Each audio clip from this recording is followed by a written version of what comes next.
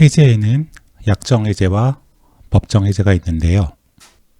법정 해제는 민법 544조의 이행지체와 해제라고 해서 상당한 기간을 정하여 이행을 최고하고 그 기간 내에 이행이 없으면 해제 통지를 하도록 이렇게 되어 있습니다. 반면 약정 해제는 이행지체라든지 이행 불능이 아닌 사유로도 해제가 가능하고요. 최고 없이 해제가 가능하게 할 수도 있고요. 해제 이사표시조차 없이 그냥 자동 해제되는 그런 식의 해제 사유를 둘 수도 있습니다. 다만 이제 이 자동 해제와 관련해서는 잔금 지급 의무를 지체하면 자동으로 해제된다 이렇게만 했다고 해서 자동 해제가 되는 건 아니라는 그런 예외적인 법리들이 있죠. 동시에 항변권이 있기 때문에 그런 건데요. 요거는 특수한 경우고요. 하여튼 약정 해제는 해제 사유라든지 해제 절차라든지 해제 효과 같은 것들을 정하기 나름입니다. 계약서를 작성할 때 어느 계약서나 몇 조에 해제라는 조항을 많이 두고 있죠. 그래서 어떠한 사유가 있으면 해제할 수 있다고 하고 있는데요.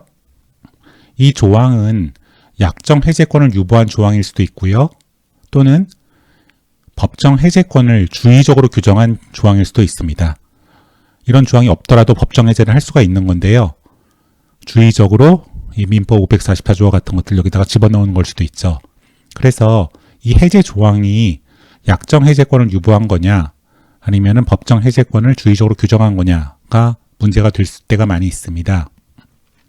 판례는 2014-14429 판결과 같이 어떤 계약서의 조항이 약정 해제권을 유보한 것이냐 아니면 법정 해제권을 주의적으로 규정한 것이냐는 결국 의사해석의 문제이기 때문에 다양한 내용들 다 종합적으로 고려해서 판단해야 된다는 입장입니다.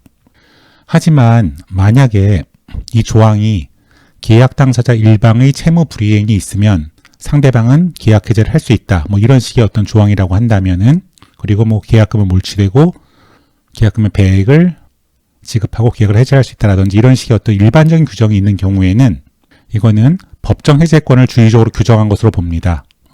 그렇기 때문에 이 해제할 수 있다는 말 속에 상당한 기간을 정해서 이행을 최고해야 된다는 내용이 없다고 하더라도 이 조항은 이 법정 해제권을 적어놓은 것이기 때문에 이 10조에 의하여서도 계약을 해제하려면 여기에는 이행 최고라든지 상당한 기간 이런 조항이 없지만 법정 해제권을 주의적으로 규정한 것이기 때문에 상당한 기간을 정해서 이행을 최고하고 이행이 안 되면 해제를 통지해야 비로소 해제 효력이 발생하게 됩니다. 하지만 만약 그 계약에 어떤 특유한 해제 사유가 명시되어 있다고 한다면 그러니까 이런 식의 어떤 일반적인 사유가 아니라 그 계약에만 특유한 해제 사유가 있다고 한다면 이거는 어떤 쪽에 가까울까요?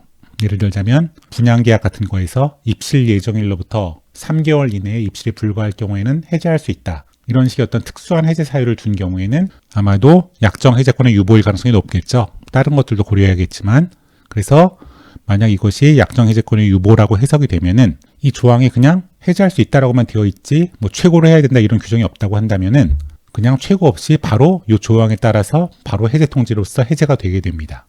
만약에 일방의 채무 이행에만 관련된 해제 사유가 있다면 이 법정 해제권은 쌍방 모두 계약 당사자 일방의 채무 불이행이 있으면 상대방은 계약 해제를 할 수 있다고 돼 있었잖아요. 근데 그런 게 아니고 예를 들면 A가 B에게 금형 제작을 도급을 줬는데 그 계약을 쓰면서 B가 기간 내에 제작을 완료하지 못하면 A는 계약을 해제할 수 있다고 한다면 요거는 B 일방의 채무 이행만 관련된 해제 사유죠.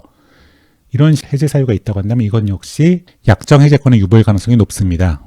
그렇기 때문에 마찬가지로 여기에 해제할 수 있다라고만 되어 있고 최고해야 된다 이런 말이 없다고 한다면은 그냥 최고 규정이 없다면 바로 최고하지 않고 해제가 가능합니다. 요 사유만 기간 내에 제작 완료를 못한 사유만 발생하면요. 그리고 요 해제 조항의 해제 사유가 최고가 무의미한 해제 사유인 경우가 있습니다. 예를 들자면은 청약저축을 해서 아파트 분양을 받았는데 만약 타인 명의의 청약저축임이 발각이 된 경우에는 부양계약을 해제할 수 있다라는 조항이 있다고 한다면은 이거는 최고로 해갖고 시정이 될 수 있는 그런 사유가 아니죠. 그래서 최고가 무의미한 해제 사유 역시 약정 해제권의 유보이지 법정 해제권을 주의적으로 규정한 것으로 볼 수가 없습니다. 그렇기 때문에 여기서도 역시 마찬가지로 상당한 기간을 두고 최고로 해야 된다라는 식의 어떤 조항이 없다고 한다면은 바로 이 사유가 발생하면은 해제 통지를 함으로써 해제 효력이 발생하게 됩니다. 그래서 계약서에 어떤 해제 조항이 있을 때 이 해제 조항이 약정 해제권을 유보한 것이냐 아니면은 법정 해제권을 주의적으로 규정한 것이냐 해석하는 것은 굉장히 중요한 문제가 되는데요. 왜냐하면 이렇다고 한다면은 해제가 굉장히 어려워지죠. 상당 기간을 정해서 이행을 최고해야 된다고 민법이 규정하고 있기 때문에, 반면 이러한 경우에는 해제가 아주 쉽게 될 수가 있습니다. 그래서 굉장히 중요한 문제인데요.